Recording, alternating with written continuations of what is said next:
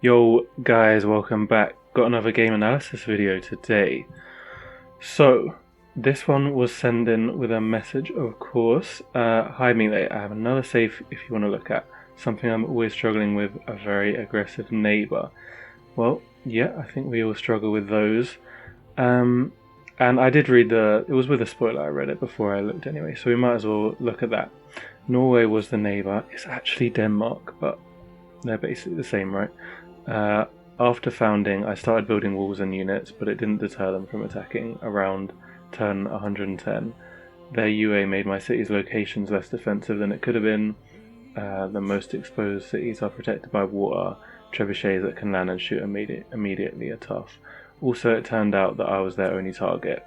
It also limited my diplomacy options, as it was impossible to find a common enemy to make them like me more. Fair enough. Even rushing to chivalry, I didn't have castles in place when they were brought in trebuchets, despite taking holy law and scholarship. I went progress because I had some space, not many barb camps, and wanted to rush knights/winged hussars, but in hindsight authority would have been safer, I guess. Can the game be salvaged after the Great Prophet's save? One weakness is that I hadn't met the other civs, as my Pathfinder got killed by a Dromon after cleaning up a barb camp for a CS quest. Yikes. As a result, I had no gold. I was making new Pathfinders. To fix that.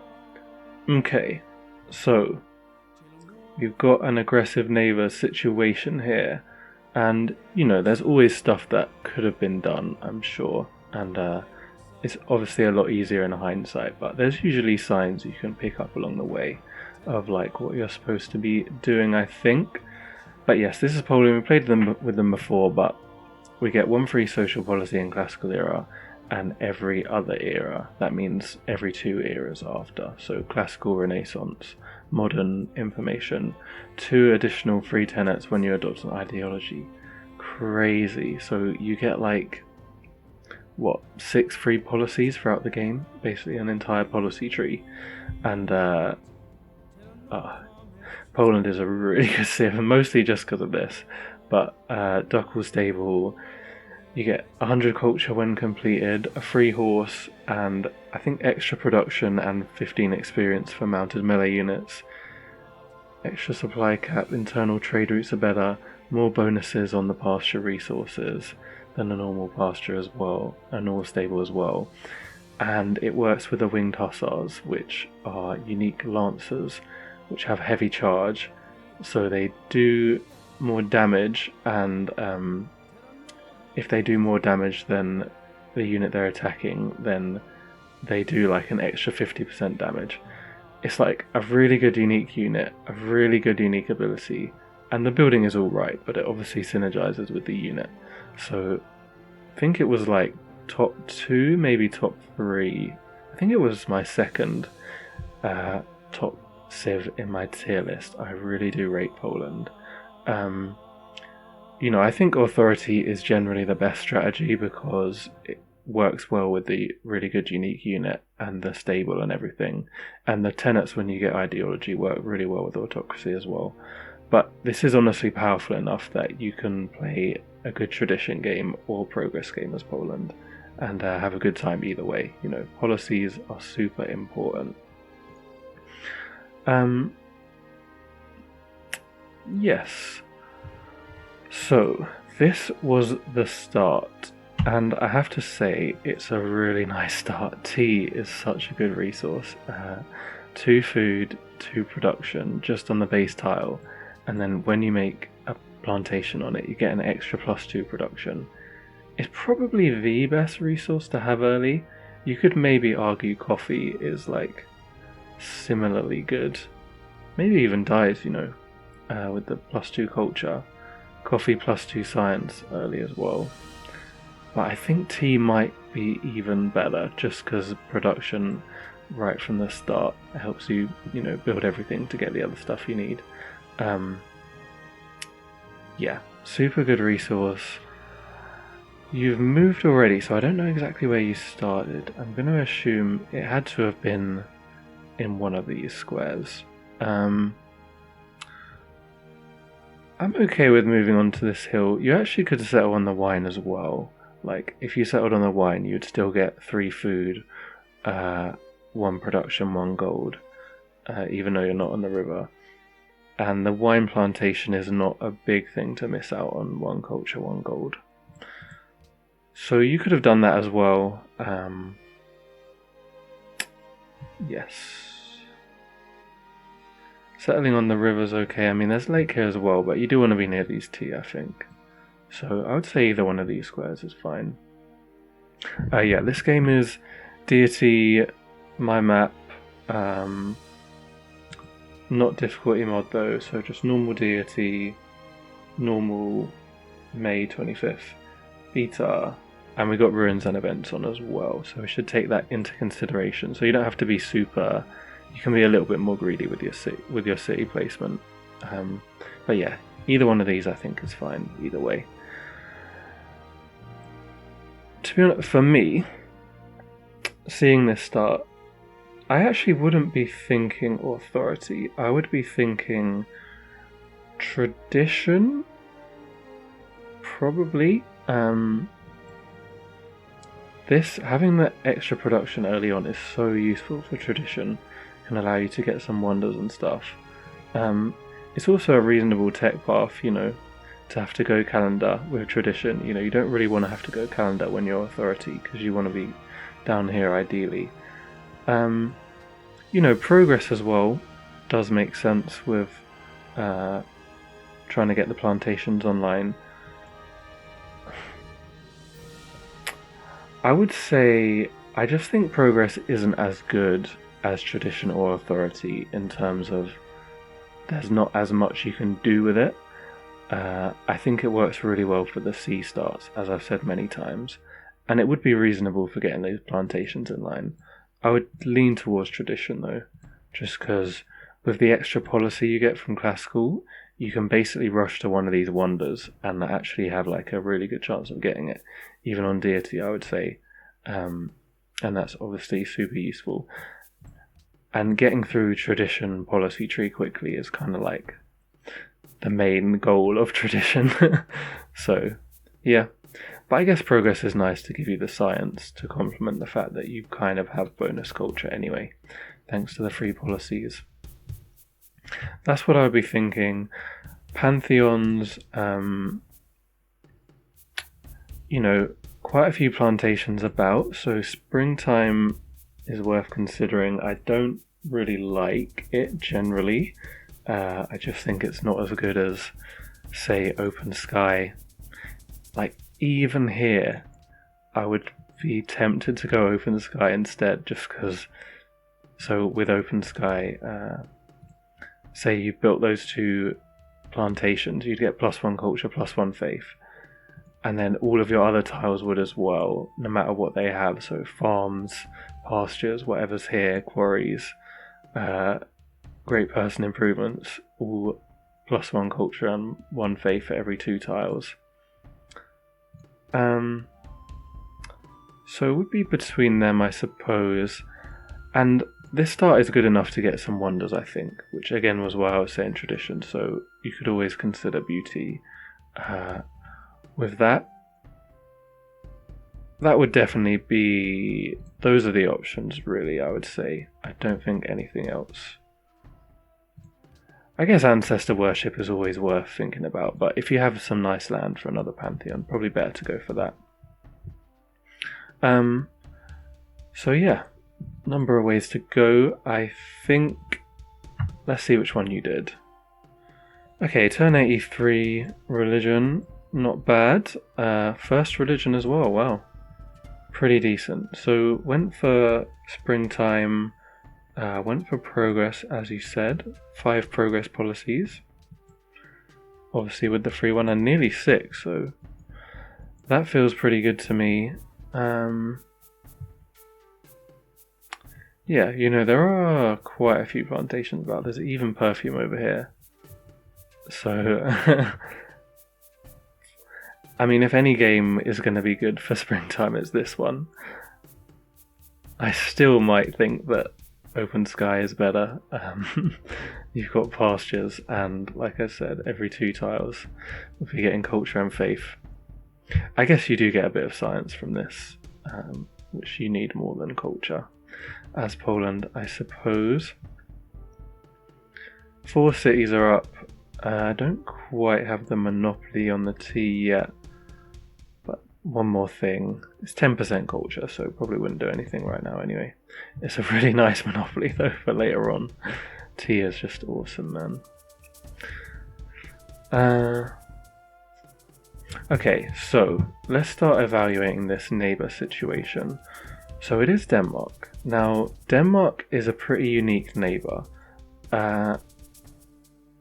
Embarked units gain +1 movement and pay just 1 movement to disembark. Melee land units gain Viking, and naval units gain Longboat. So it's kind of stuff about purging and healing in enemy territory, which is reasonable, but the main thing is really that embarked stuff.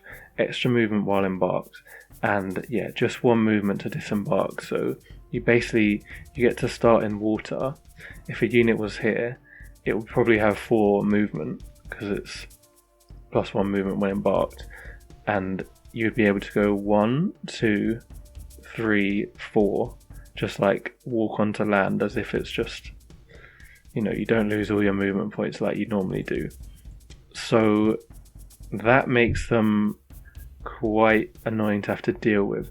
Basically, any AI that has movement bonuses are probably the worst ones to try and play against. Songhai is the worst because they have the amphibious, so they can run over rivers and run along rivers quicker, and they have an early unique unit that is just brutal to play against. But Denmark is the other one that they also have the movement bonus, and I feel like Denmark is one of the most aggressive AIs as well. He will come early, and he will come in places you don't necessarily expect because he can do the embarked stuff. So, you might settle a city here, and then Denmark's just like, nah, I'm going to come and send all my troops over here, just kind of randomly, and they'll all land around your city. So Denmark, not a fun neighbour at all, and even not a fun person to be even close to, because he could just randomly decide to attack you, like I said, over the sea. It's a tough one to play around because it's not necessarily boats or land units. It's the combo of being in like land/naval situation that they thrive in. So I don't know exactly the best way to deal with them, to be honest. I suppose you don't want to be coastal. I feel like this city does seem pretty out of place here. I would have thought here, you're 2 tiles away then, you've got some forest protecting you, I guess they can still land and stuff, but at least you could have ranged units behind that they wouldn't really be able to get to easily. But here doesn't feel great. I mean, even just generally having 2 tiles that can be attacked by a boat is never particularly fun, and like they can come with land units fairly reasonably here. Yeah, I definitely would feel worried about this one. I mean, I don't know exactly where I would. Yeah, I feel like there, and you could maybe try somewhere in here and hope that at least they have to be in the lake and you can shoot them, but you don't really want your capital to be exposed. It is difficult. One thing about Denmark is though they tend to just kind of have one all or nothing they throw out an attack and see if it works. Like, they come straight down for their berserkers. Well, I guess they probably go up for these things, which give them some bonus production to military units and stuff from pillaging, and then they go straight down for berserkers, which are located at metal casting. So unique longswordsmen, but attack early, and slightly weaker but with bonus movement, and obviously combined with the embarked stuff, and they get amphibious as well. So they do come very early, like I said, and they will kind of just throw it out, and if you can defend against it, I feel like they tend to fall behind. So it's not quite the same as a lot of other civs where they will come at you quite strongly in medieval with like knights and maybe Renaissance with cannons and stuff. They come like late classical with these guys. So you have to be ready a little bit earlier. But yeah, it's not like, I would say if you're next to Carthage, I honestly just wouldn't settle coastal. I suppose, but it's not necessarily the same as Denmark, but I still probably wouldn't. Yeah, just because of all those things. Other than that, so built Stonehenge. Yeah, fair enough. You got some decent tiles around the city, so might as well use them to get Stonehenge. It should have been fairly safe. Double stone as well. Man, this is such a nice city. I really think tradition, man, especially because if you went wheel first, you would have seen this stone straight away. Stone is great for putting great person improvements on. Yeah, and with such a good start, you could definitely try and get some more wonders, even after Stonehenge. Terracotta army you went for, and now we have writing and stuff. Great Library still hasn't been built, which is very weird. Turn 83, you'd assume it will be built soon. I'm not sure I actually like the Terracotta army here. I just think, I did ask, and you went for Masonry first. I don't think I agree with that. I think you want to go writing first. You mentioned that you rushed to castles, but you didn't really, because you went Masonry first instead of going for libraries or Great Library. You could have had Great Library this game if you'd gone for it instead of Masonry. So I feel like that would be a better wonder, because it would get you towards Chivalry. Which I think if you get to Chivalry in this game, you're safe. You just need a little bit of time. So, yeah. And I think you've basically shortened the amount of time you have by planting this city here. And made it take a bit longer to get to Chivalry than it necessarily needed to by not going for writing straight away. I think you've got loads of production here, so having a library here instead of a watermill would be a better building to have as well, if you're talking about the non-wonder stuff.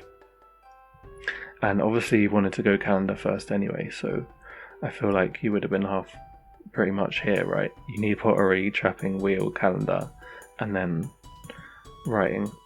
So I think that is what I would personally say. Other than that, I just feel like the development is not quite where it could be at this point. Could be to do with the Pathfinder getting killed. I'm sure I don't need to say anything about that. Never want that to happen. It is just so annoying, especially on a game where there's ruins. There's a ruin chilling up here that you could have been getting, and I'm sure you probably missed out on other ones. Another one over here. Once you get fishing, there's a lot of ruins to be had. But yeah, these things happen, so... And you do have another Pathfinder now. So that might have slowed things down. I mean, I couldn't say apart from that why.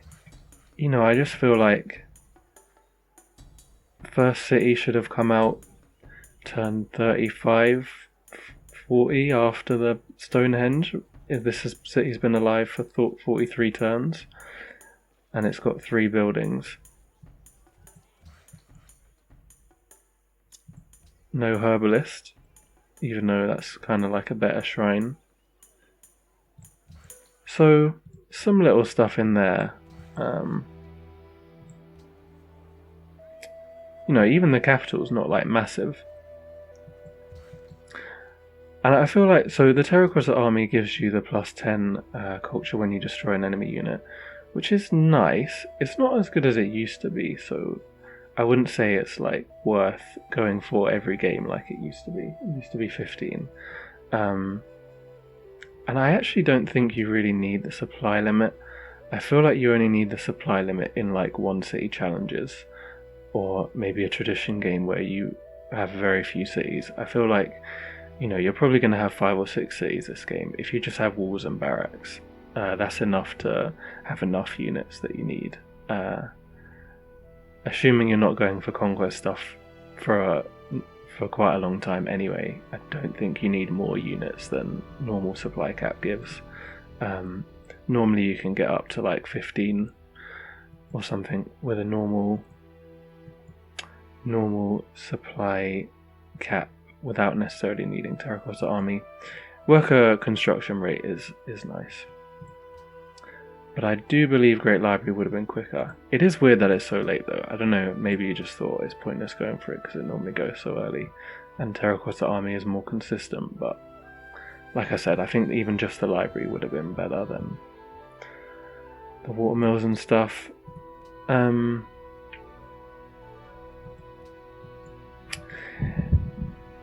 Yeah, got religion though. So another reason why I would prefer tradition to progress is that I don't feel like there's any religion that really jumps out with progress. Whereas tradition, ceremonial burial is like properly good. But with progress I feel like none of the other ones are really all that.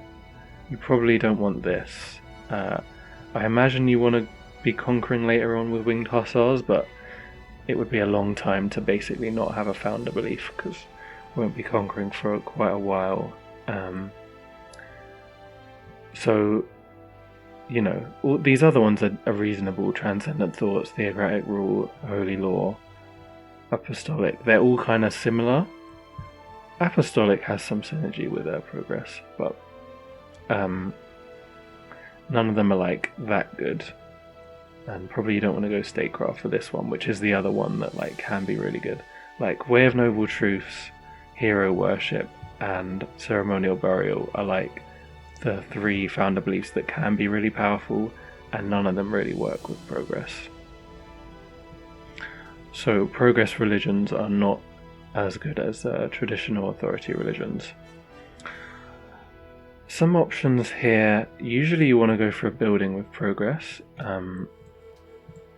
When you get this policy, you do get the bonus culture for making religious buildings as well. It's a bit weird to actually go equality before expertise. I mean, I guess you are unhappy. So I can understand, or you would be unhappy if you didn't have equality, so I get that. Normally you go liberty, fraternity, organization, expertise. Or maybe even sometimes organisation, liberty, fraternity, expertise. But fair enough, and you'll have the other one in a reasonable time anyway.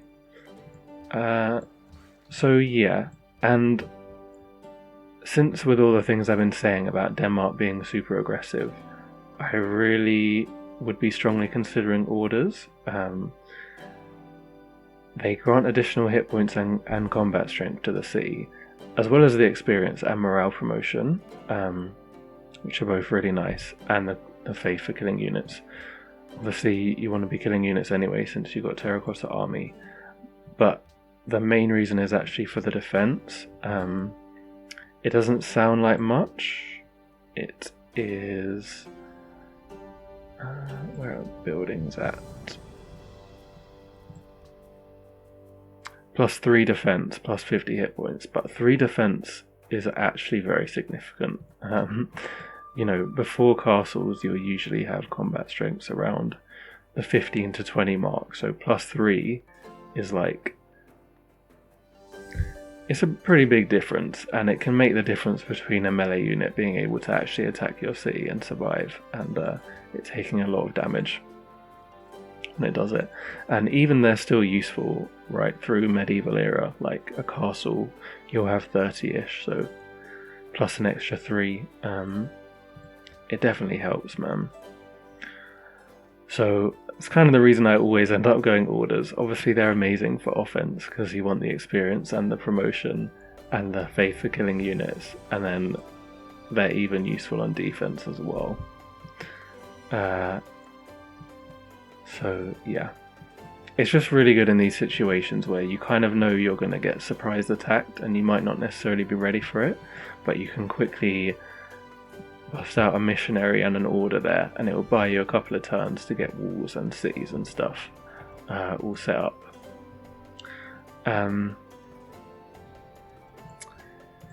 Yeah, so I don't know what founder I would go for. I feel like maybe I would go apostolic, but I don't think it makes a big difference. And then orders, and obviously think about making walls specifically here. Now that you've settled here, you might even just want to settle a city down here so that you have like cities close by that can kind of reinforce each other. I feel like there'll be similar level of vulnerability, but if you have roads about, you can just have troops in this area and try and clear them out. Yeah, there's some decent squares over here. Pathfinder, get him out there. It definitely, I'm sure it is making a difference that he died. Like, you haven't been able to sell all of your spare resources that you could have been, or buying a spare resource so that you could go expertise instead of equality as well. But yeah, let's have a little look at what went down when Denmark got involved. Okay, what the fuck was that, dude? What? I've never seen that before, dude. I'm scared now. So this seems to be when they attacked. Fair enough.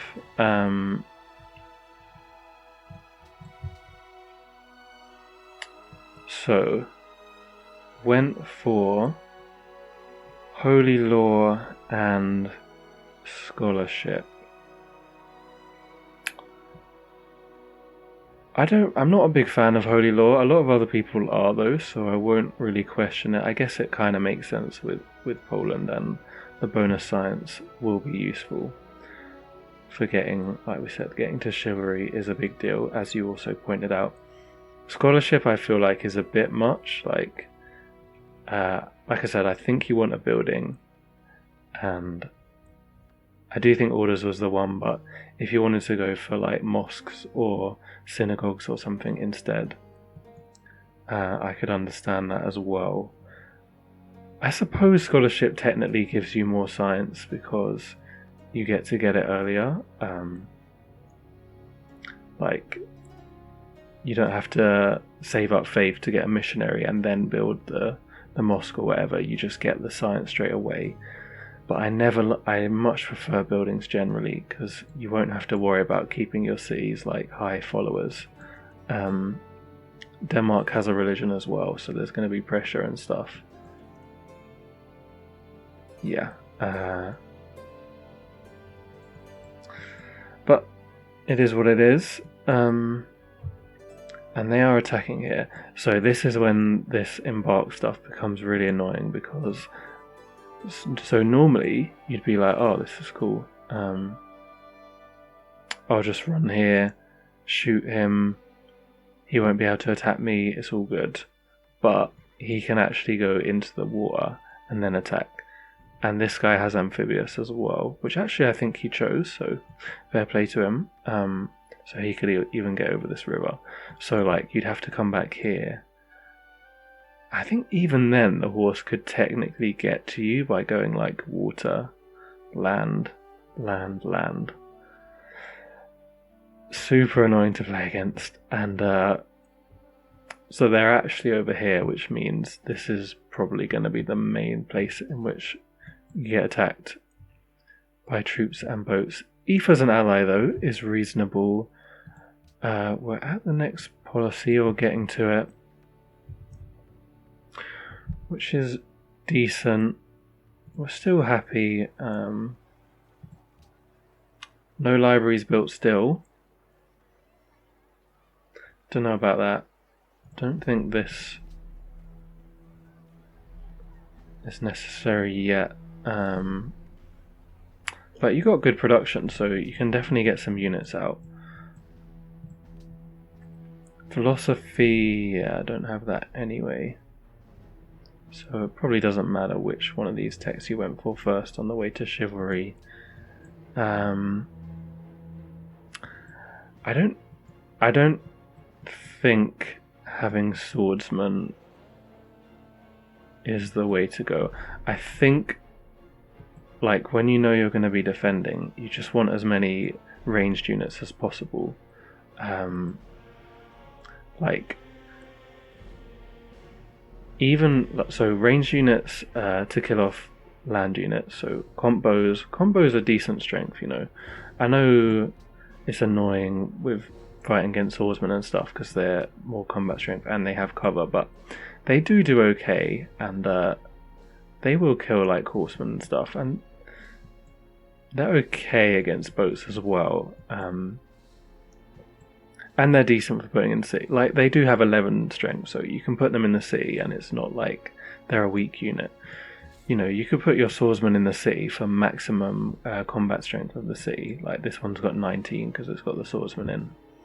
And then the combos behind. You know, it's difficult when they can do the whole landing and getting around thing, I guess, to have units behind, but still, main thing should be combos, really.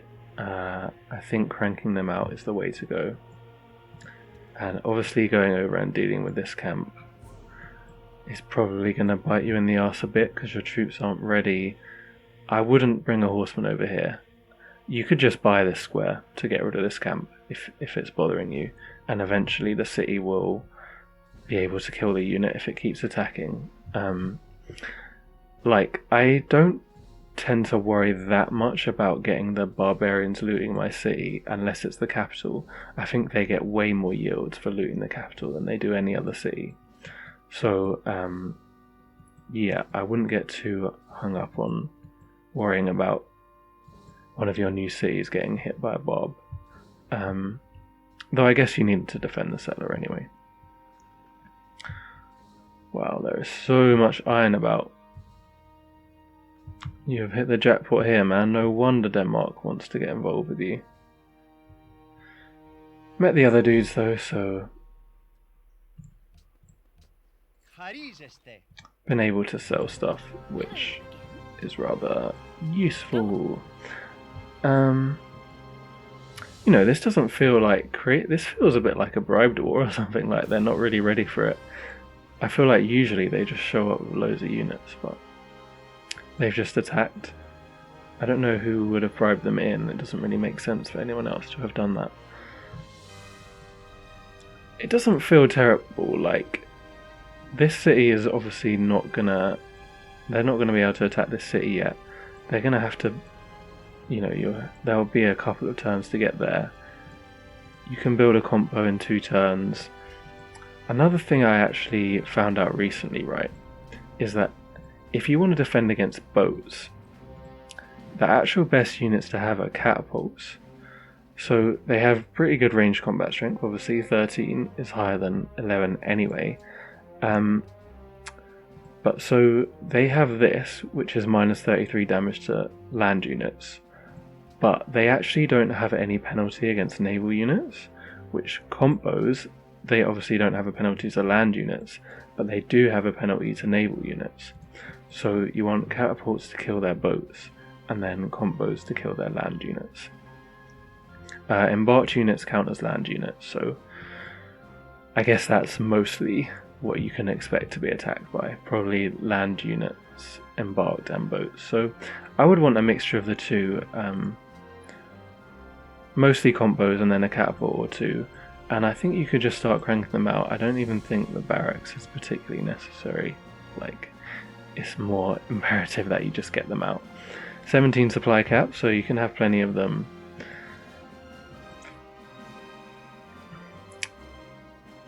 You know, I honestly feel like it's doable depending on if they really are going to show up with that many units.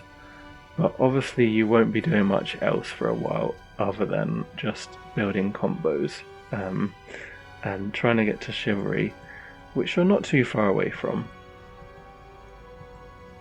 So When you said can it be salvaged after the Great Prophet, that was the previous save. I think definitely yes. If you had combos instead of swordsman, you probably would have to take some casualties and accept that. But you're Poland, so you're going to have an amazing late game, and you got a religion as well, and nice land. So I wouldn't worry too much about the fact that you will fall behind somewhat. You know, this is normal deity, so they're doing their thing where they shoot off in the distance, but they're not going to do that forever. They will come back to reality at some point. Oh, Alhambra's gone, that's sad. Wow, that is early though. Fair enough. And definitely if you went for orders instead of scholarship, I think I'm pretty sure it would be salvageable. So yeah, I feel like there's a couple of neighbours that you have to treat specifically. Denmark is one, because they will come earlier than most with units next to any coastal city, even if it's not necessarily next to them. Carthage is another. You don't want to be anywhere near the coast against Carthage unless they are best mates, but I think they're quite deceptive, so you might not even know about that. You can be pretty sure that Denmark will be hostile towards you, and he will tell you what he is doing, and then Songhai try and avoid rivers and just try and not die. I mean, there's rivers everywhere, so yeah. Try and avoid getting your troops caught on rivers that they can cross. Just try and stay in hills and forests and stuff, and mountains, and just away from them. Yeah, I don't think you had to go authority, because it's not like you were that close to them. Like, there's a little bit of space. I suppose it probably would have turned out better and would have given you a better chance of defending against the attack, just because you'd have more units about, and you wouldn't be so worried about having to have a fight where you're killing and maybe even taking casualties, and you'd have more production to build units as well. This city might have not been necessary really, going all the way over here for some horses. You know, they don't even sell for that much anymore, so I guess you wanted them for later on, but it seems fairly like nobody else is about there. You know, if you wanted more cities, you could have settled another city around this area to try and make a proper wall against Denmark, or I think just make some more units so that you are more ready for the attack.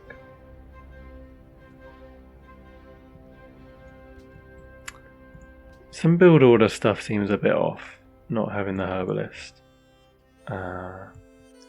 here. Like, it would do the same as a watermill, right? Or nearly this kind of, it would be comparable to a watermill, and it's cheaper, and you could add it much earlier.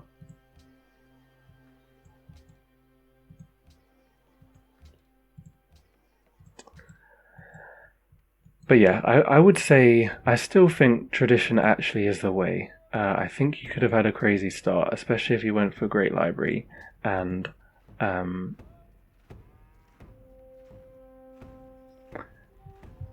it does, like, at least you do get a bit of defensive bonus from the fact that you have Justice, which gives defense in the capital and ranged combat strength. So you could have even left your capital as front line, you know, with that and an order and walls and stuff in there. I think that would have been enough to defend, and obviously it's inland anyway. Settling here, I think, makes sense to me. Not having Pathfinder die. And yeah, it feels like some slight inefficiency and stuff that I obviously can't fully comment on because I haven't seen everything, and it could just be in relation to you not getting any ruins and not finding the other civs so you could trade with them. That made everything more difficult. yeah, I don't know. Were you planning to go authority next, I suppose, anyway? To try and convert later on into the authority winged hussar Duckle stable strat? Or were you thinking to just go fealty and have a more standard game? Clearly you're going to have to deal with Denmark for a while. I don't know, it seems doable. More ranged units, less melee units, and all the other stuff that I said as well.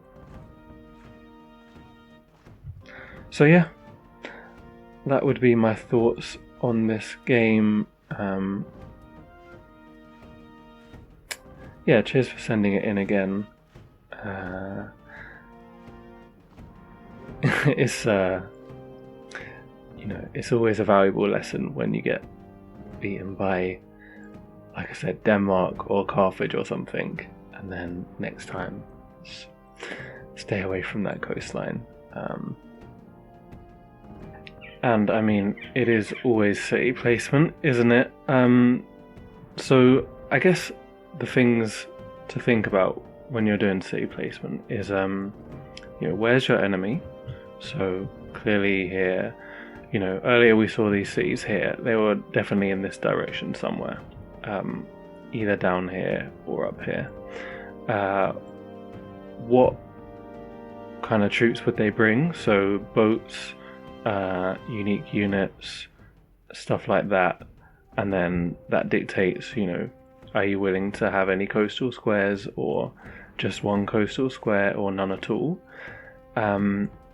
Being on a hill gives bonus defense, just bonus combat strength for the city, so that's nice.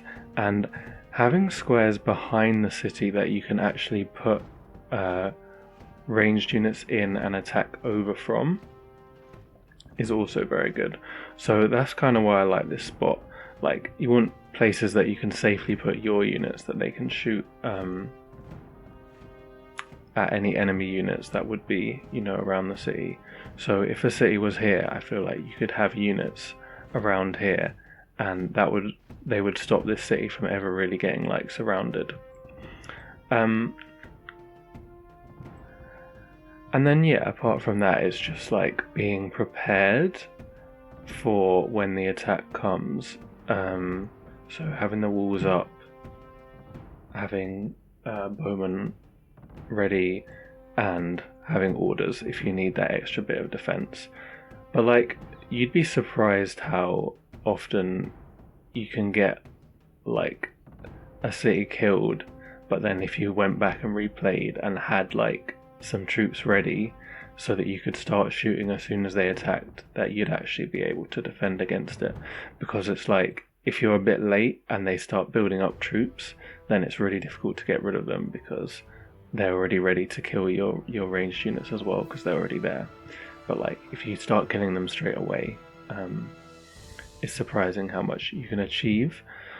So I feel like I said, I would have preferred it there, and with orders definitely, which you could have chosen at the great profit point.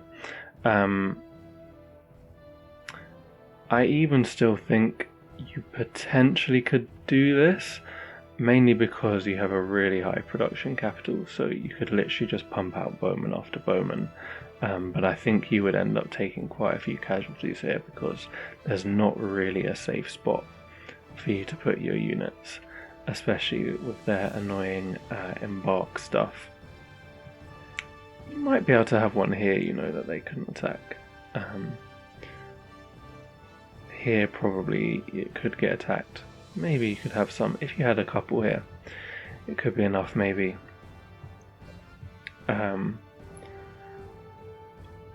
I would assume that this would be the main place they would attack from, just because it's close to their capital, but yeah, Poznan could also be a big problem if they attack there.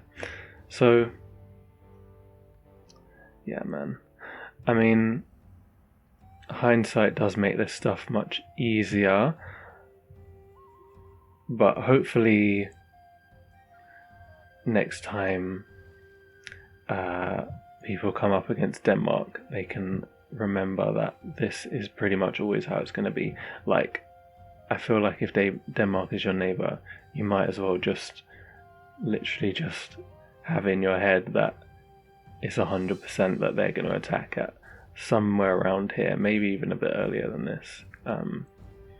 And they may even bring some berserkers as well. So it's just like, usually you don't want to make units in case you don't need them and you've just wasted your time, but it's almost certain that you will have use for them against Denmark. I don't think even if you had units that it would deter him from attacking. I could be wrong there, but I just think you need them anyway, so that, like I said, you can start getting units down before they build up. But if you just kind of get unlucky and he just arrives with like 10 units at once, I guess there's not a huge amount you can do about that. Since his will probably be better at this point. But that's why you rush for chivalry, and rushing for chivalry involves maximum science, not detouring for terracotta army, in my opinion.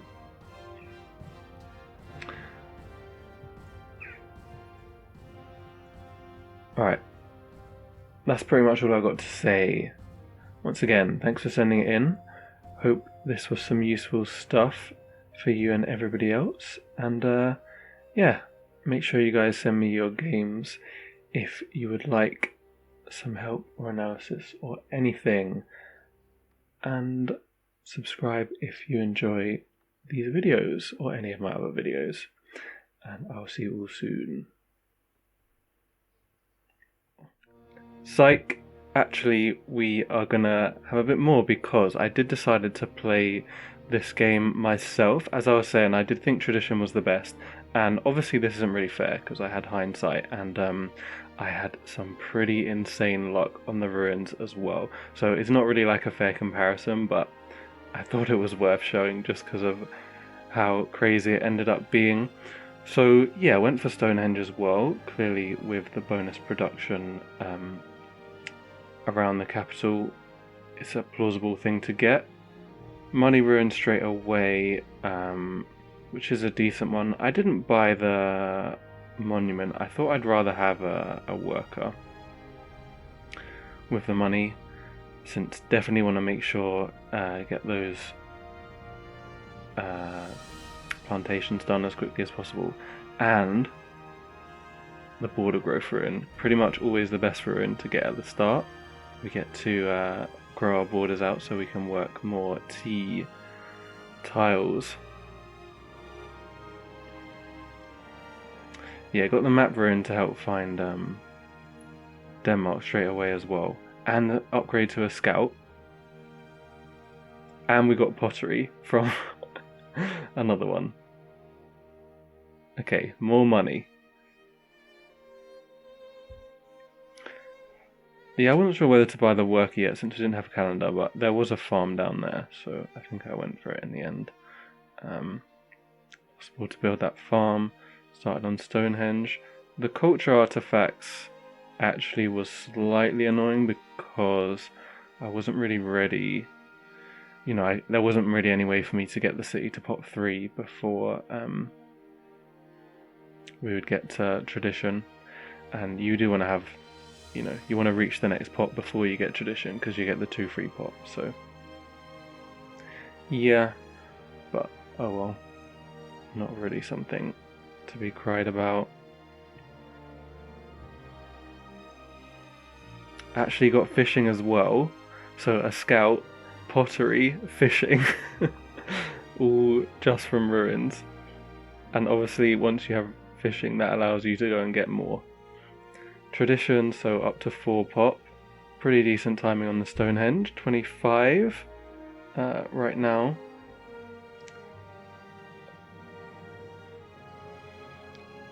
Okay, another pop as well, so that makes up for the only slight deficit we did have, which was kind of food in the capital.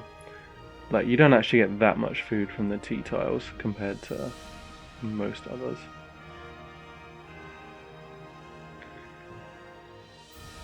Okay, farm is done. I thought I'd start work on a road since I didn't really have anything else to do, and I was pretty sure I wanted to go and settle my city on that spot I was talking about in the analysis, on the hill. Warrior suicided himself there.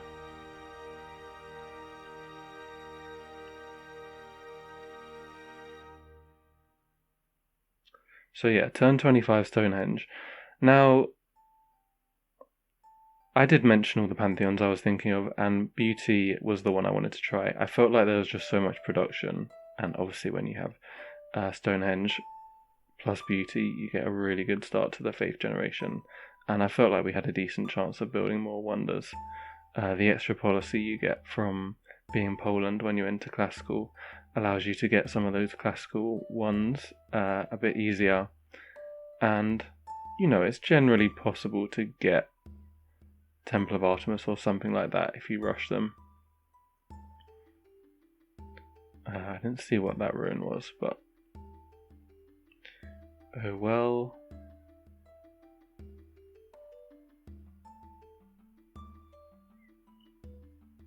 Yeah, calendar next turn. So the calendar plantations, like I said, +2 production on each tile. We got some bonus faith there as well. This was a bit awkward because I needed to go and escort that settler, but also had this annoying warrior in my way. I think I just chilled there and accepted that that farm was probably going to get pillaged, but we could just rebuild it.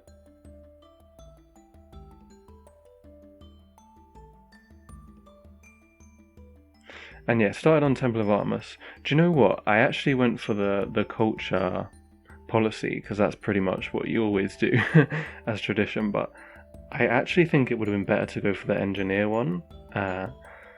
Like, the engineer and the fact that you get to work the engineer does give you a lot of bonus production, and we didn't actually need the culture to get the policies because obviously we're going to get a free policy soon. So I actually think maybe I would have gone back and done the engineer one instead if I did it again. And obviously I guess there is the faith, but you know, with another wonder and another city with a shrine, I think religion fairly secure without needing the +3 faith straight away. It's just normally it slows down your policy so much if you go for the engineer one instead of the culture one, but it definitely is a big help for getting those second tech level wonders, you know.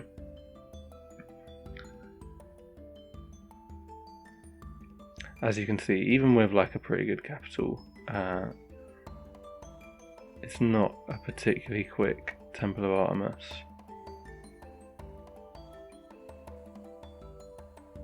We've got some money that help us build that archer. Got a quest for the wine as well that we have right next to us. And quest for a trade route as well.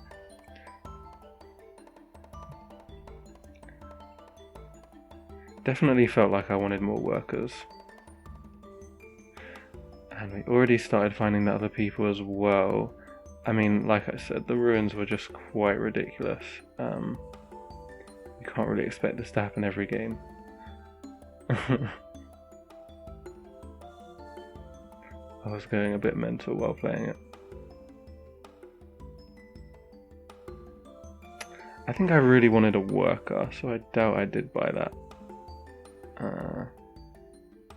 Just so many good squares to be improved. Don't have construction yet, but there's enough really good plantations to build. And some camps as well on deer and stuff.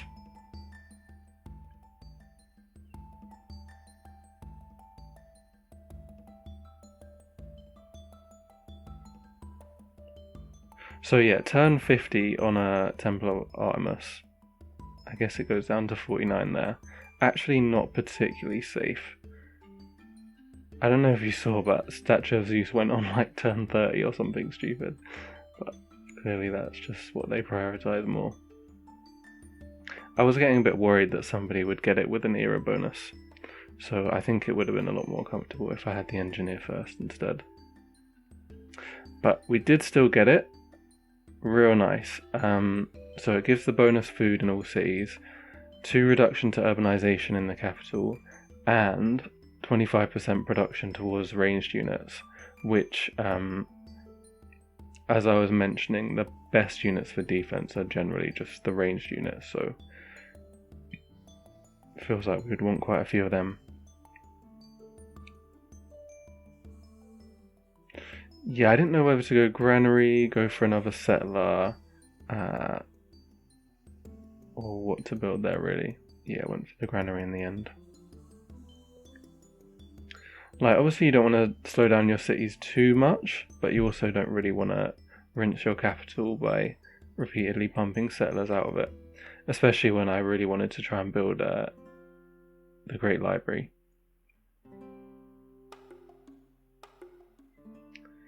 Okay, mission for that camp, as well as a mission to do a trade route.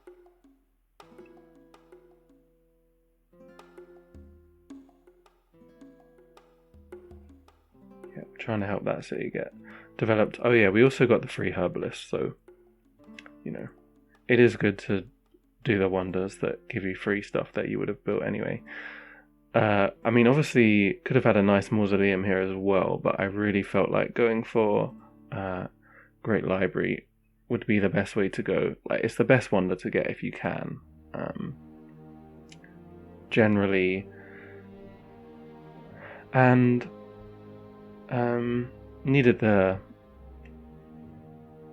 Well, I guess we needed calendar, so that also leads on to mathematics. So could have gone for like hanging gardens instead.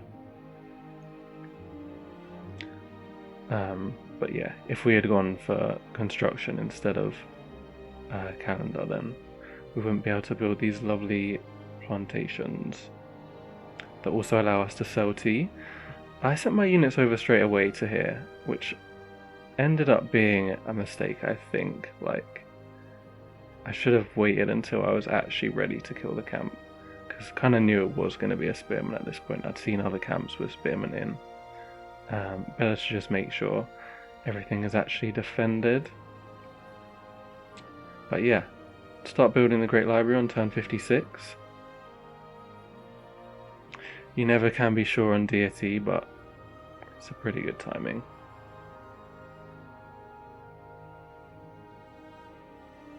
This guy wasn't even doing 10 damage a turn, so he was literally healing more than he took damage.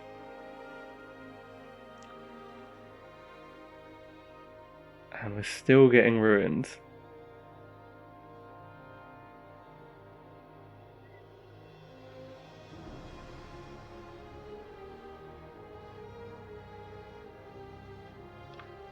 Mongolia as well. I think that guy finally started doing like 11 damage. So the spearman will heal 10 damage every turn, so. Engineer comes out. Yeah, I didn't really want to use it on the Great Library. Like, I'd much rather put it down. Got a lot of stuff that we'll want to build throughout the game. So having one of them put down. I like putting it on like stone or, marble if you have that. Obviously we don't have construction yet, so we don't actually get the stone bonus, which would be nice, but yeah. Actually, I'm not even working that other tea plantation in the capital. That is pretty crazy.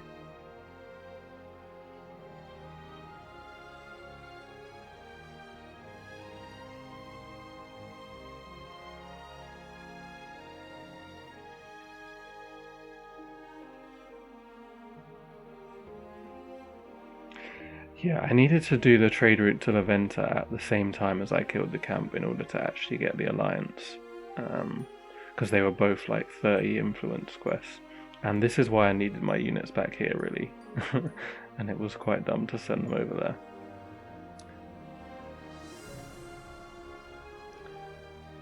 Obviously greed is not always the way. Yeah, built a granary there so that I could send food trade route back to Warsaw.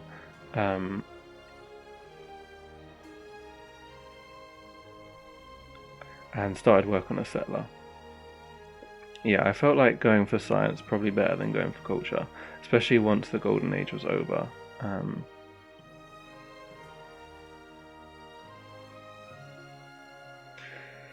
you know, we have the free policies, so we're doing decently on policies, and we do know that we're going to need to defend against Denmark at some point, so tech will be more useful for that than culture.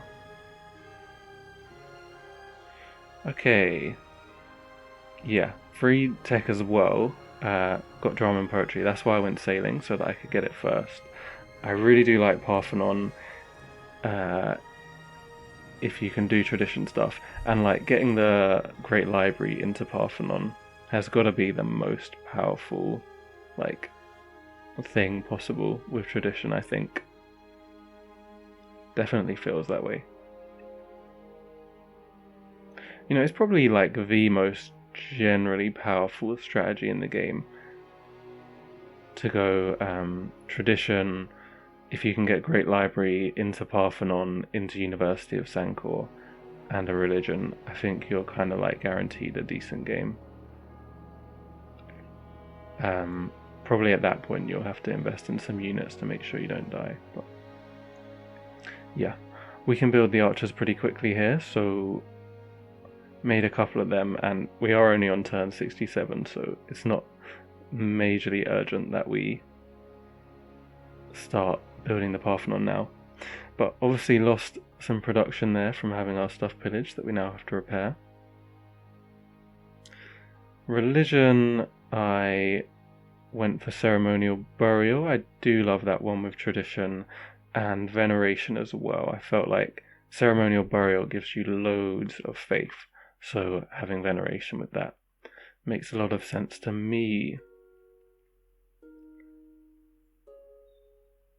Yeah, not orders. You could say that is questionable.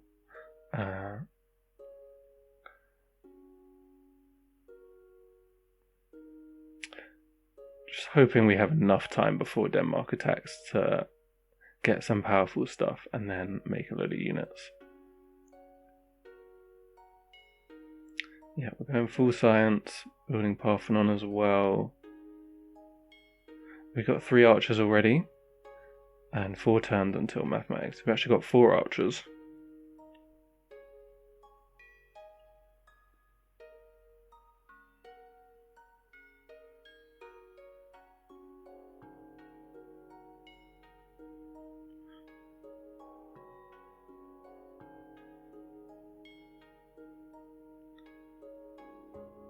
Yeah, another city coming out. I wanted to get that team monopoly. We're on 4 right now, I believe.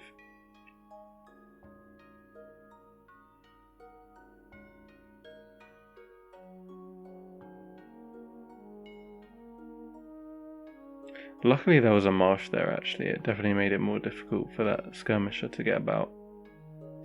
Oh, I got the pillage event, but luckily none of my buildings got destroyed. That is so annoying when that happens.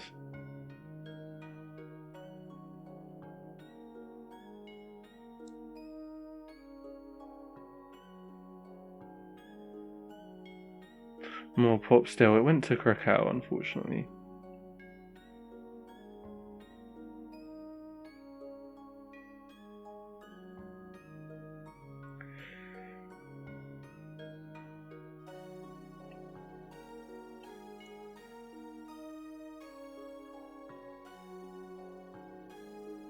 And yeah, we now have tech for combos, tech for walls as well if we need them. Just thought, fuck it, might as well go up for University of Sancor. I think University of Sancor is kind of like the last thing you need as tradition. Like, maybe you could argue sometimes going for Hagia Sophia or Borobudur is useful, but like, if you have University of Sancor, you can probably think about just defending at that point, and you'll have a big amount of bonus science to help you snowball quite well.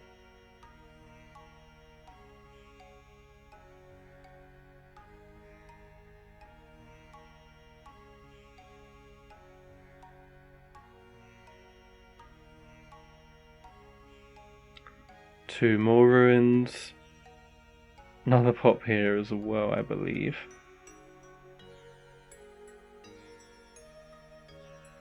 to 7 pop, pretty crazy. Same as the capital. I guess it's not working specialists or anything.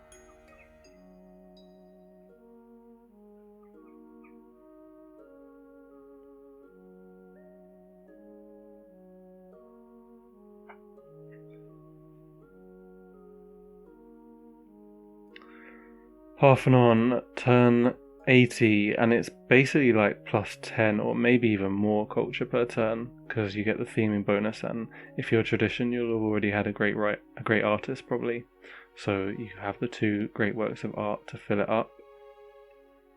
Mining as well, didn't really need that because that was like such a cheap tech that it was going to take like a turn or 2 to research it.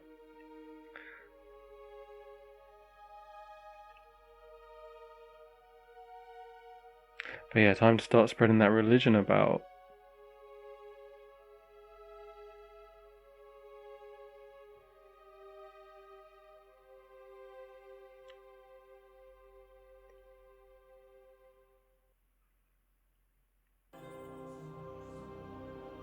Wonders seems to be going really late. I thought they went super early now.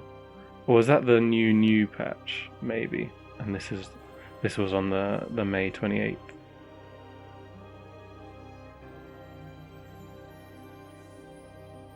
Either way, another settler being built.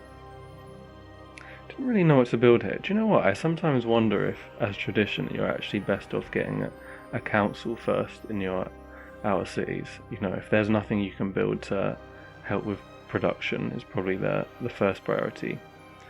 And then science is probably the next. I mean, you generally probably need science more than culture, because you can get a lot of culture from your capital. As tradition, like we're not even working the specialists, the culture specialists here, literally just the science ones.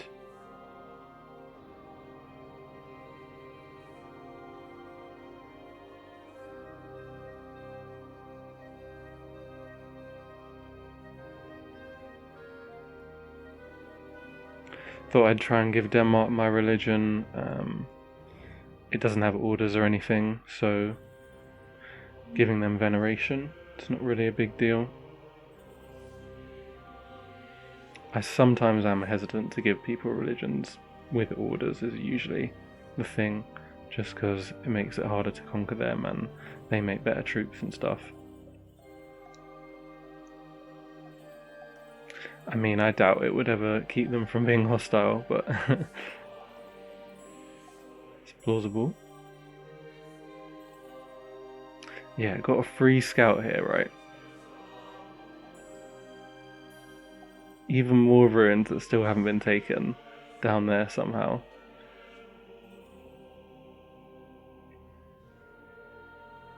Finish off tradition as well.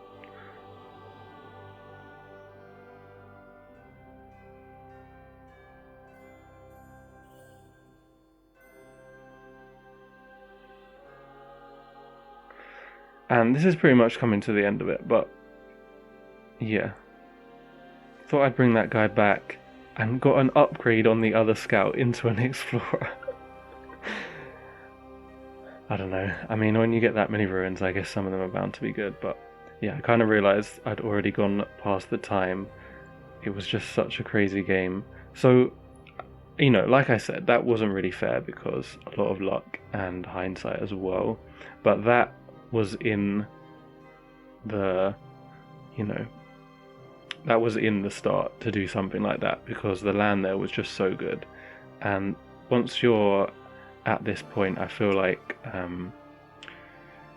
you know, 4 combos is reasonable. I would probably want a couple more, but the locations I would think would be more defendable. You know, they won't be able to use any of their unique stuff really to, you know, embark from the water. Probably just need another city down and left of Warsaw somewhere. Obviously Denmark would be super annoying, but I feel like, you know, with such a good start, which you can have with Poland, eventually you just out-tech them, and then they wouldn't really be a threat anymore. Once they'd done their first major attack, and once the Berserkers are out-teched. But yeah, I hope you guys all enjoyed, and I'll see you soon. For real this time.